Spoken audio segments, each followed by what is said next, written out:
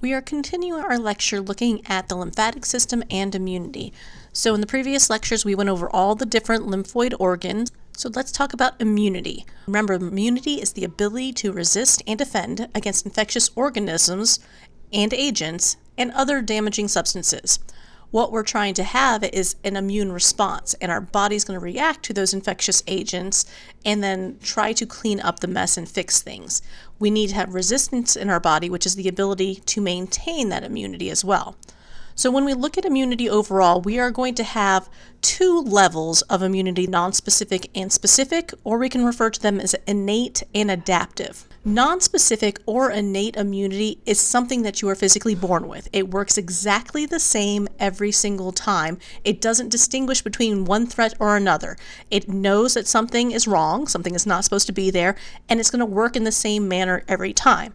So notice part of that we see here, we have pathogens. We have a broad range of pathogens. All of these are physical barriers that are going to stop pathogens from coming into our body. So these are preventative, protective things that we have in place all the time that's going to try to stop pathogens from entering into our live cells and tissues. If they do penetrate, then we have all these different cells within the body that are going to actively attack those pathogens and work against them. Now, if the innate immunity, which are going to be those barriers plus all those cells and other factors, are not enough, we are going to activate our adaptive immunity. Notice our pathogens are getting more and more specific as we come down here. When we get to adaptive immunity, that is referred to as our specific immunity. Our specific immunity is going to target one particular pathogen or one particular antigen, and it's going to mount a defense against that one in particular. So let's look at our innate defenses. So first of which are going to be those physical barriers. Physical barriers are going to separate the yuckiness of the environment around us and the live cells that are going to be underneath. Remember, our epidermis, that whole layer on the outside, is going to be dead cells. So those dead cells provide a protective layer that's going to prevent pathogens from just diving right into our live cells that are going to be underneath it.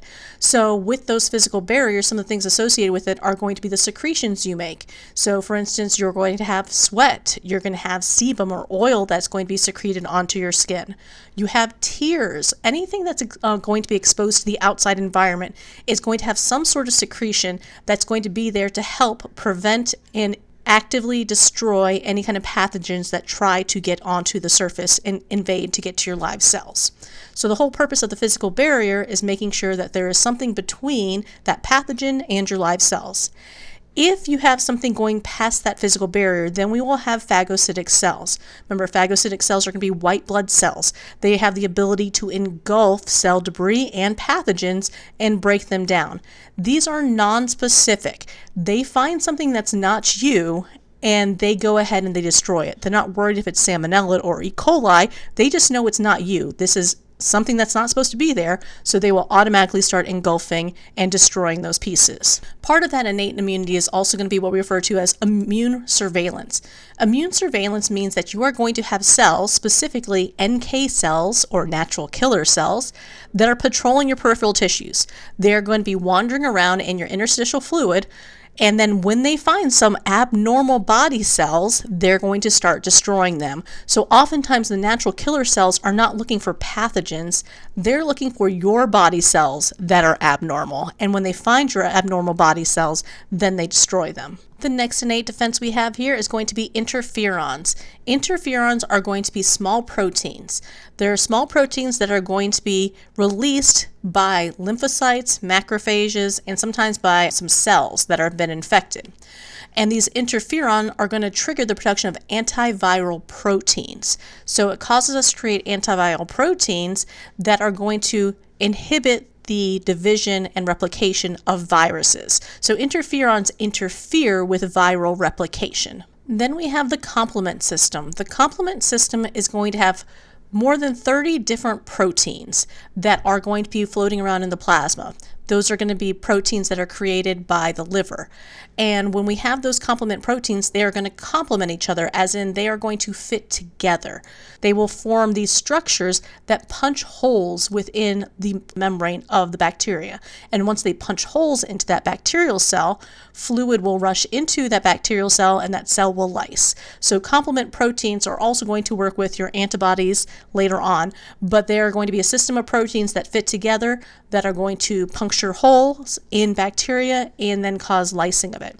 Notice they also enhance phagocytosis of those other phagocytic cells, and it also stimulates inflammation, and inflammation is going to be our next innate defense.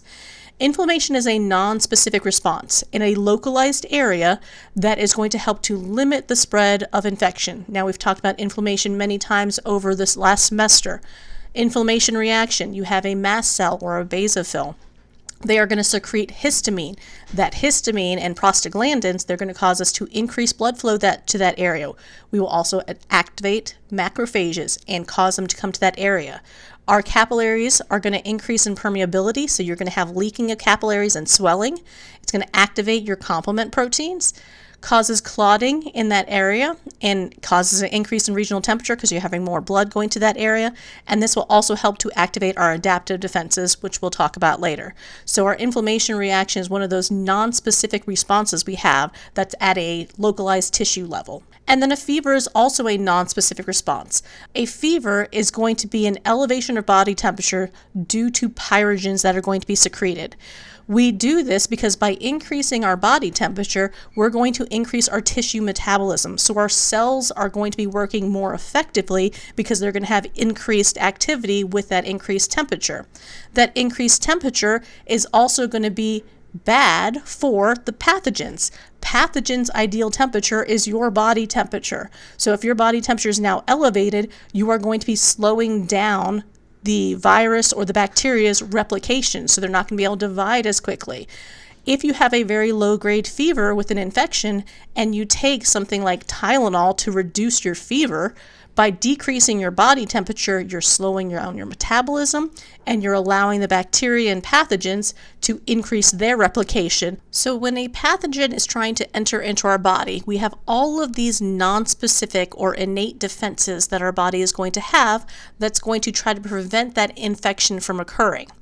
Once they have penetrated and gotten into our systems, though, we're going to have very active phagocytic cells that are going to try to find all those pathogens. They are going to be integral to starting what we refer to as our adaptive immunity or nonspecific immunity. So our immune response is going to begin when we have our phagocytic cells that are going to present the antigen that we're trying to fight against to our cells of the adaptive immunity. So let's start looking at the cells in particular that we're talking about. For your immune response, some of the major cells we're talking about are lymphocytes. So recall, lymphocytes were going to be a type of white blood cell, and we have three major classes of them. Lymphocytes are going to be the cells that you're going to have within those lymphoid tissues we were talking about with the lymphatic system structures. So all those lymphoid tissues and lymphoid organs are going to have lots of these lymphocytes inside of them. So let's look at three different classes. The majority of your lymphocytes are referred to as T lymphocytes or just T cells. So 80% of the circulating lymphocytes are going to be T cells. And you will see there are a bunch of different types of T cells. We will also have B cells, which make up about 10 to 15% of the circulating lymphocytes. And then we have NK cells as well. Those are the natural killer cells. So remember, the natural killer cells were part of our innate defense. They were part of that immune surveillance that we talked about, where they are going around looking for abnormal body cells. And when they find one of your body cells that are going to be weird and abnormal, cancerous cells in particular, they're able to identify, they're going to go ahead and destroy that body cell because we don't want an abnormal body cell to replicate and create more of them. So those are our NK cells.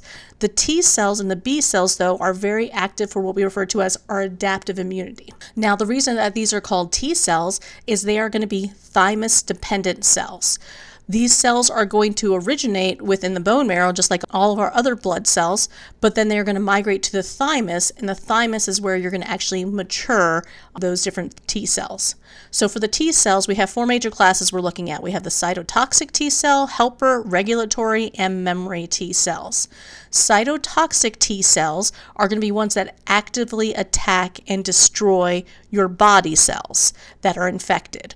or if they find foreign cells in there as well. So cytotoxic T cells will fight against one particular type of pathogen. Helper T cells are very important. The helper T cells are going to help to stimulate both T cells as well as B cells. Regulatory T cells are there to regulate how well when the T cells and B cells are working. They are also sometimes referred to as suppressor cells. One big thing with adaptive immunity is that you create memory. So one of the things we'll have are going to be these memory T cells. Memory T cells, once they have discovered one particular pathogen, they're ready to fight that one particular thing again. So they will just stay within your lymph nodes and wait for that particular pathogen to make an appearance, and if it does, you're going to have a really fast immune response because you have these memory cells. B cells are going to be able to differentiate into what we call plasma cells or memory cells as well.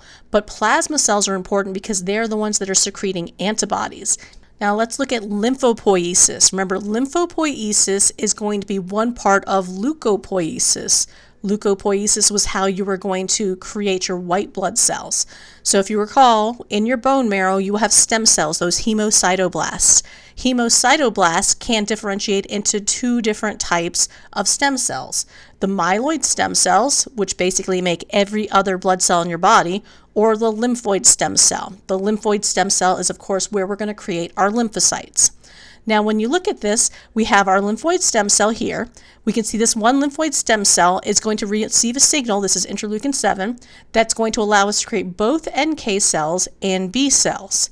So from this one lymphoid stem cell, you can differentiate into either the natural killer or the B cells. And as you can see, the natural killer, they're going to be used for immune surveillance, part of your innate immunity. They're going to be secreting chemicals that will actually destroy your body cells that are abnormal. B cells, once they go into your bloodstream and go to your peripheral tissues, they're going to be specifically creating plasma cells, which will release antibodies. The antibodies will then float around within your plasma, go into your interstitial fluid, and they're going to attach to the different pathogens or antigens that are going to be present. T cells are different. T cells, remember, are thymus dependent. When the lymphoid stem cell migrates to the thymus, our thymus is going to use thymic hormones to produce and select and differentiate into mature T cells. 98% of the cells that are actually made are going to go through apoptosis. It's because we want to make sure that we're not creating T cells that are going to actually attack our own body cells. So we are very selective on which T cells are going to be allowed to mature and hang out within the body, waiting for that adaptive immunity to start. So the majority, 98% of them, are just going to immediately start dying off, and we're left with about 2% of them. So the 2% that remain become a mature T cell, which can later differentiate into our cytotoxic T cells, which will help us to destroy any abnormal body cells. But remember, we don't want to attack our good cells, so that's why we have the majority of them that are going through both negative and positive selection to make sure that those cells aren't going to attack our own body cells.